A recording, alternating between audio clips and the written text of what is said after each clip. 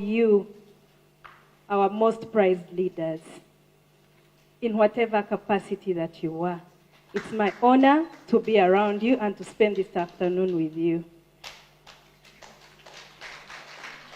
It means a lot to me to see young women choosing to love on their country and sacrificing their lives and their free time and their knowledge and their expertise for the service of the country.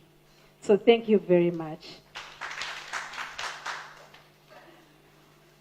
What we have in here, in this room, is women from different regions. I see women from the north, women from the east, women from the west, women from the Uganda region. We don't call it the central because that's how they want to refer to it.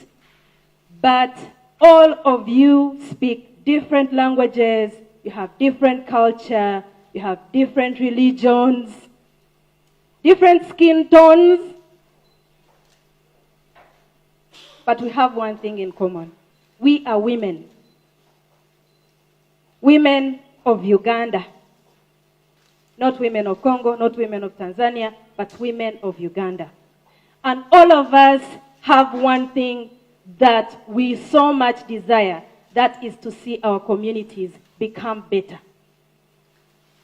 The other one thing we have in common is because we want to see our country free and we want to see our children have a nation that they will grow in and explore and become better people. A country where they'll express themselves without anybody stopping them. What we have in common is the urge to serve our people. Now, you people should know that you are a very special breed.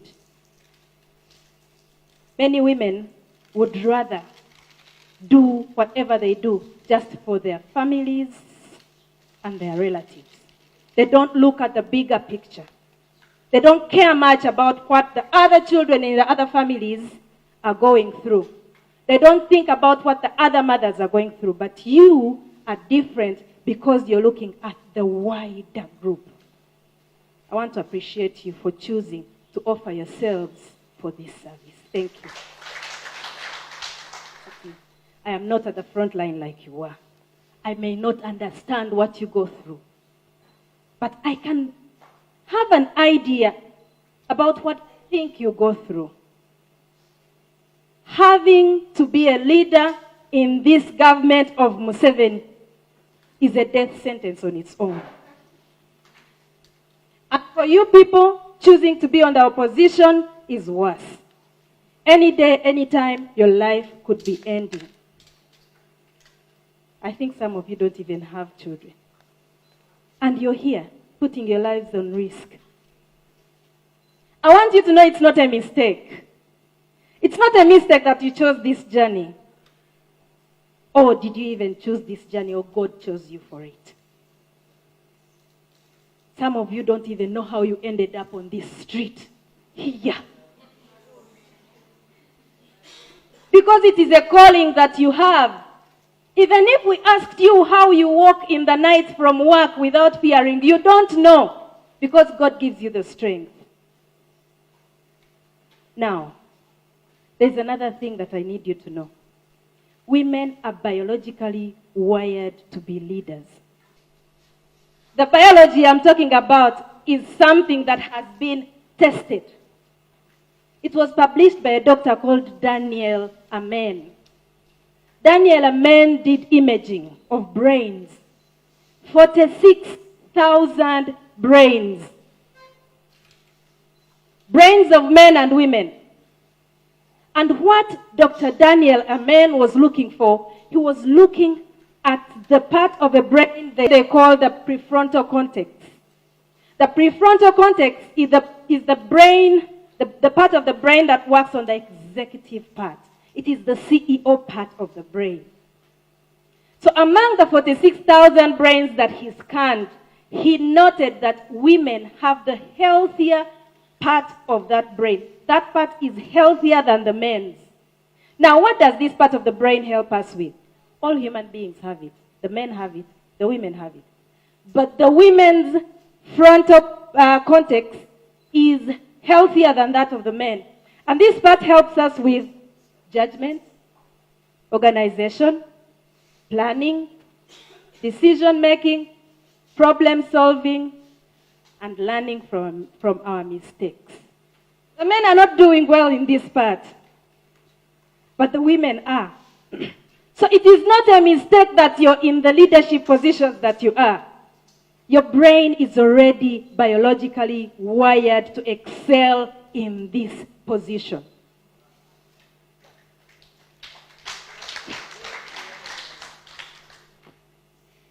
You are the beginning of the loss of your self-esteem.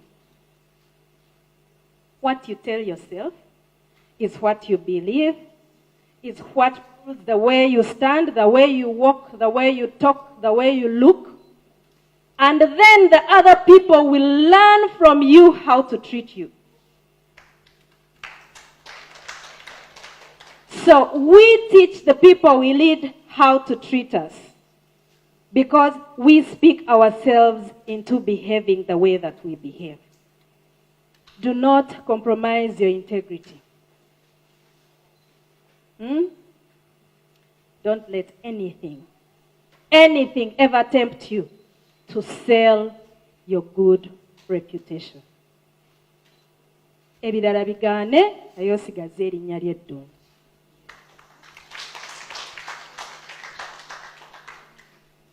First Lady, it's a pleasure to meet you. My name, I'm called Kiza Sausia, far away from Kareja.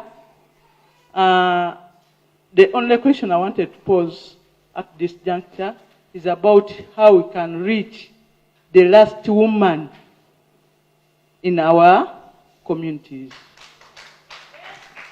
I'll answer one question at a time. How do you reach the last woman in your communities? We have the top leadership, we have the people that follow there, we have committees, we have leaders in the communities, just like you are. Ladies, you are our vehicle to the person and the woman on that village. Chiza, it is your duty to make sure that the woman at the bottom knows about NUP. Your sole duty, and I think the only duty that is like a major duty. Okay, First Lady, my question was, I'm so interested to know how you balance politics with your and fame with your family affairs. Would love to learn from you about that. What I do, first of all, I look for as much help as I can get from so many places where I work. Right now I am here, but at my business, someone is helping me run that thing. At home, I have somebody helping me with the children. The other children are at school. But I make sure that I am overseeing everything. And the other thing I told you, your executive part of the brain is biologically wired to be a great CEO. So you are also as good. Just get as much help as you can if you need it. But just know that help is not enough, so you must also be active in those areas. That's how I manage to balance everything in my life. Where they don't help me is my husband. That one I manage on my own. He's the only mugugu I have. That is on my own. That one, they don't help me. Okay? I try. I can't handle, but I try.